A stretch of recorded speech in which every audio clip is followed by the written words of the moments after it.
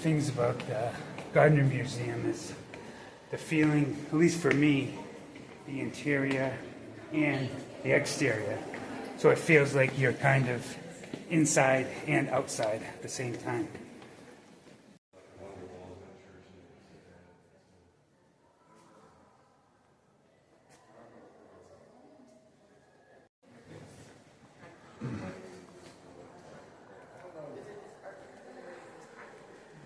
Probably. There's a lot of religious.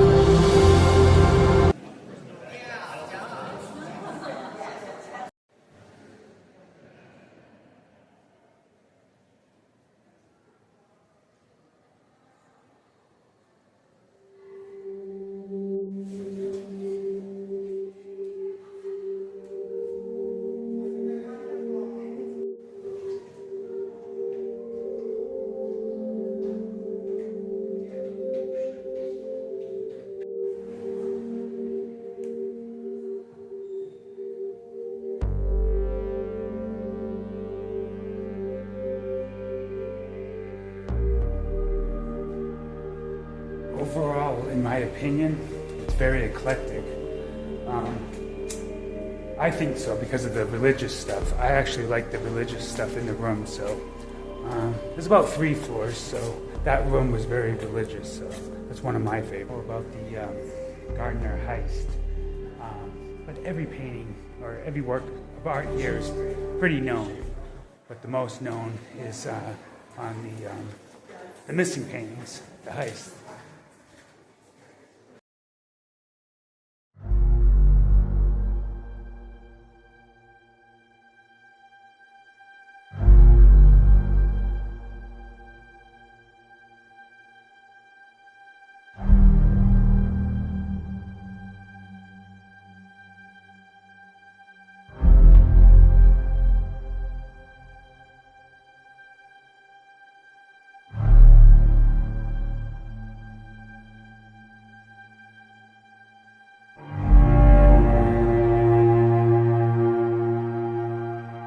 Courtyard. Basically, realize you can't see everything. It's a year's worth of education. So I used to be a member here, so yeah, it's a lot to learn. Even though it's only 3 floors, but you still got quite a lot to learn about it. So overall, it's a very Boston thing, but it has turned very international.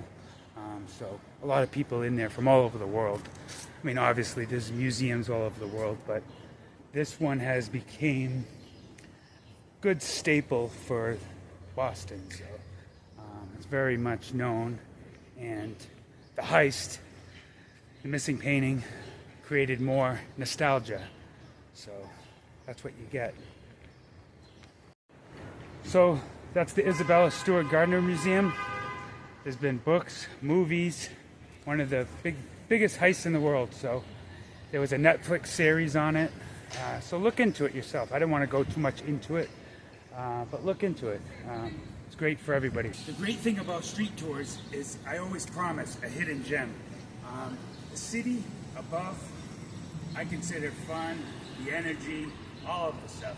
But I consider underground truly your backstage pass.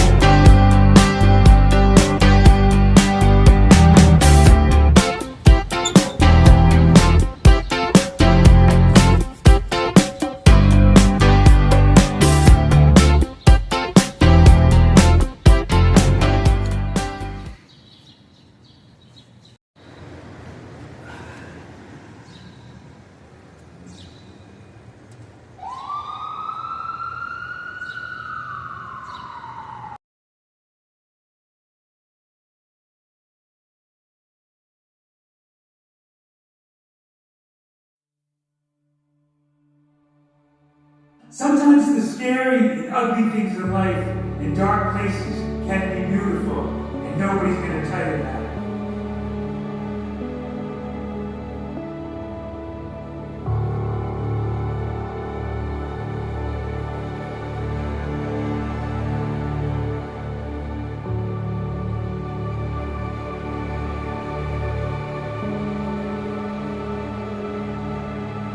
You don't have choices anymore. When you see the light is at the end of the tunnel, and it's a new beginning.